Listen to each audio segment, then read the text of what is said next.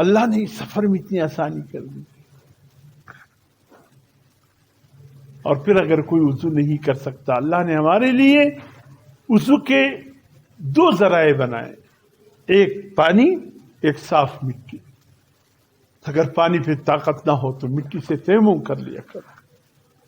اگر مٹی دستیاب نہیں ہے تو زمین سے نکلنے والی جو بھی چیز ہے اس پہ وضو کر لیا کرو. چونا ہے، کوئلہ ہے، جو بھی زمین سے نکلنے والی چیزیں ہیں اس پر تیمم کر لیا کرو.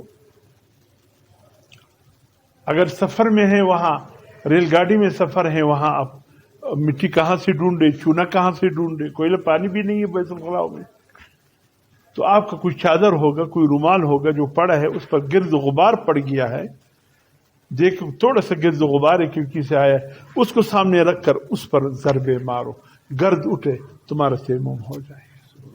کتنی آسانی، کوئی مشکل نہیں.